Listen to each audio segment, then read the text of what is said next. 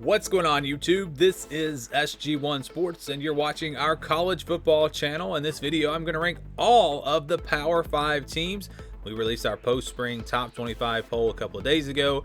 We went through and did power rankings for all of the Power 5 conferences, but people still ask me, what about this team? Where would you rank this team? How close are they to the top 25? So what I'm going to do is I'm going to rank all of these teams, the Power 5 teams. Maybe before the season starts, I'll rank every team, but today we're just going to rank the Power 5 teams, and I did throw Notre Dame in there to make it an even 65 teams, although, it's Notre Dame technically is not a Power 5 team, even though they are associated with the ACC. Anyways, if you want more information on my thoughts on all of these teams, go back and watch the post-spring power ranking videos, the post-spring top 25. I'll talk about the teams a little bit more in there. My top 25 videos usually are 15 to 20 minutes long. So if I talked about the teams that much in this video, obviously we'd be looking at a 45-minute video, and that's just going to be too long. So I'm going to go through this pretty quickly, but I will just show you the rankings that I came up with, and we're going to start at the bottom. So here we go. Bottom team in the Power 5 for me is Kansas. Kansas, the worst team in the Power 5. Arizona ahead of them, Duke at 63, Vanderbilt 62, and Syracuse at 61. Syracuse only won one game last year. Vanderbilt, I think they're kind of stuck in the basement of the SEC. Duke has been on a slow decline. I think this year might really get them. I think they're going to have a rough year. Arizona may be on their way up, but it's going to take some time. They still are at the bottom here. But Kansas, in my opinion, the worst Power 5 team.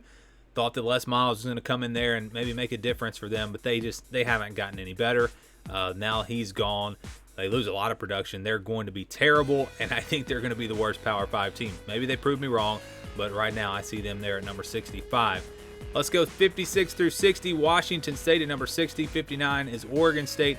Illinois at 58. Louisville at 57. Georgia Tech at 56.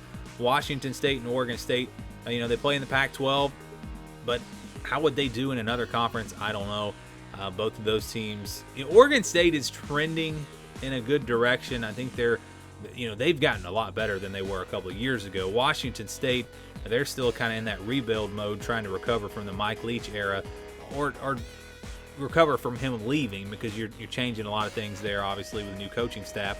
So I think they're still another year away from really being competitive in that conference. Illinois will have a veteran team this year, but with the new coaching staff, Brett Bielema coming in, I don't really have too high of expectations for them, but they won't be terrible. Louisville, when you look at their roster, they lost a lot. Georgia Tech is a team that I think is on the rise. They've been pretty bad the last couple of years, but watch out for Georgia Tech. I think they're on the rise, and who knows, they might even wind up a little bit higher than 56th. 55 for me is Baylor, Purdue at 54, South Carolina at 53, Michigan State at 52, and Rutgers at 51. Baylor is still another team that is still trying to get used to a new coaching staff. They're in that rebuild mode, going to take a little bit of time. Jeff Brom at Purdue, how much time does he have there to get this thing turned around? We'll see if they can improve this year. They just have not been able to get it done. South Carolina at 53, new coaching staff there. Talent is, they have a decent talent on the roster. We'll see how that all comes together. Michigan State at 52. I still think it's going to take some time for Mel Tucker there. Rutgers, another team that is on the way up. If we had done this a couple years ago, Rutgers would have been in that bottom 5, but they have really improved under Greg Schiano. Last year they surprised me, and I expect them to improve a little bit more this year. 46 through 50, we've got Stanford at number 50, Cal at 49, Tennessee 48, Maryland 47, Colorado 46. Stanford, David Shaw, it seems like they've kind of lost that mojo at Stanford. Used to be one of the top teams in the Pac-12 North. They've really struggled the last couple of years, although I think they were like 4-2 last year. But they lose Davis Mills, the starting quarterback. That's going to be a big loss for them. We'll see how they do at that position. Potential to do better, but I've got them here at number 50. 49 is Cal, and they were not very good last year. Let's just put it that way. But it was a weird year. I think with a returning quarterback, a good defense, a solid defense, Cal will be pretty good. Tennessee, we all know about them. They're going to be able to score points. I think Josh Heupel has done a good job bringing some transfers in. We know what type of offense he likes to run, and we know he's able to score points. So they'll be able to score, but their defense is probably going to be terrible. Maryland is the team on the rise. Colorado is interesting. Colorado is just interesting. It's hard to predict Colorado. It seems like every year we don't know what Colorado's going to do. So I've got them in here at number 46. At number 45, we got Texas Tech. They're starting to make some improvements. We'll see what Tyler Shuck can do at quarterback. That's going to be really interesting there. Wake Forest, another team that will be able to score points. Defense probably going to keep them from being really in the top half of the ACC. Mississippi State, number 43. They'll also, I think, be able to score points. They actually had a pretty good defense last year, but they lost some key guys. So I think they'll be really leaning on the offense this year. Northwestern at 42 lost a ton of production. Interesting quarterback battle there. We'll see if Ryan Helinski or Hunter Johnson wins that battle. But again, they're going to be well coached. That's why I'm not going to drop them too far. But just based off of what they lost, you can expect a pretty big drop-off from Northwestern. I think Nebraska is on the rise. Should have a really strong defense this year. Adrian Martinez, if he can stay healthy, the offense should be pretty good. They're starting to get some better players in there. I like Nebraska to make some improvements this year. At number 40, we've got UCLA. Chip Kelly running out of time. We'll see if he can get it done. We saw some improvements last year. The record maybe didn't show that, but this team started to get better. Virginia and Virginia Tech, very similar. Maybe one of them emerges. Maybe one of them drops off. We'll see. It's, both teams don't really do anything to make me think they're going to be great this year, but I think they'll be solid. They're not going to be awful. They're teams that will not get blown out, but they will not really be able to beat the top teams, in my opinion. I remember, although Virginia did beat North Carolina last year, so we'll see. Florida State, number 37, another team that I think is on the rise. I really like what Mike Norvell has done with the transfer portal. Mackenzie Milton at quarterback, or maybe even Jordan Travis. They're saying he's looking pretty good so far. That'll be an interesting quarterback race there as well, but I just like the additions to the roster. I think they're going to be improved this year. Minnesota at number 36, another team that I think people are really sleeping on. Tanner Morgan back at quarterback. Can he do what he did a couple of years ago? I think Minnesota could be a surprise team in the Big Ten West, but I'm not going to hype them up too much just yet. At number 35, we've got Kansas State. Kansas State, a team that'll be well coached. They'll play good defense. They return their starting quarterback and running back. Can they knock off maybe a top team in the Big 12? That'll be interesting there. Michigan at 34. They've got talent. Can they use that talent and possibly break into the top 25 this year? Probably going to come down to that quarterback position there. TCU at number 33.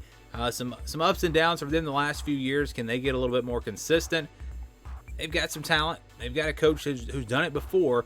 We'll see if he can get it done this year. Number 32 is Pittsburgh. Pitt will have a solid defense. A lot of production coming back. Kenny Pickett back at quarterback. Top running back coming back. Some weapons on at wide receiver. This is a team that I think is, if it's not going to be North Carolina or Miami, Pittsburgh is that dark horse team in the Coastal Division. We'll keep an eye out for them. I think they're going to have a pretty good year. Missouri at number 31, a team that could possibly make some noise in the SEC East. They were a surprise team last year. They should be a pretty solid team again this year. At number 30, we've got Kentucky. Kentucky, we know what they do on defense every year. They'll be solid there, but they're trying to actually throw the football now at Kentucky. And if that works out for them with the run game that we know they'll have, Kentucky could really take that next step and be a top 25 team this year. We'll see. Arkansas at number 29. They made some strides last year. I expect them to continue to improve. They've got talent on the roster. A lot of guys coming back. Quarterback position will be big for them. KJ Jefferson, can he get it done? If he can, Arkansas could be a top 25 team. Auburn at number 28. A team that has a lot of talent on defense. A lot of guys coming back there. Bo Nix, it's going to be about him. Can he take that next step? Can they find some wide receivers? They lost, I think, their top 3 receivers from last year. Tank Bigsby back at running back, so we expect them to be able to run the football, but Bo Nix, offensive line, wide receivers, the other guys on the offensive side of the ball are going to have to step up for Auburn to have a good year. 27 is NC State, 26 Boston College. I find these teams to be very similar. Both have solid quarterbacks coming back, solid defenses. Both teams, I think, could be top 25 teams. One of them really might emerge and be that clear number 2 team in the Atlantic Division. One of them might drop off. We'll see. I think that's going to be a really fun race there. Boston College and NC State in the ACC. And then we go 21 through 25. Utah, number 25, just missed out on my actual top 25 poll. West Virginia, Oklahoma State, and Utah were left out because we had Louisiana, Liberty, and now it's slipping my mind who the other, Cincinnati. Those are the 3 teams not in the Power 5. But Utah will be solid on defense, well-coached team, bringing in Charlie Brewer at quarterback, a transfer that could really help them. And they brought in some other transfers as well. They used the portal and I think they'll be a solid team this year. Oklahoma State, number 24, Spencer Sanders is back. Lost some key guys on defense, lose some key players on offense as well, but they've recruited pretty solid, and I think they'll fill those holes and they'll be pretty good. Are they going to be able to knock off one of the top teams in the Big 12? Probably not, but they will be a quality team and a team that's probably in that top 25 discussion. West Virginia at 23, I like this team. I think they're going to be good this year. Seth Dagey back at quarterback. They've got some good, talented running backs. They're going to be able to run the football. Defensively, they'll be solid. Neil Brown, I think, is a really underrated head coach. I like what he's done there at West Virginia. So the rest of these teams are in my top 25.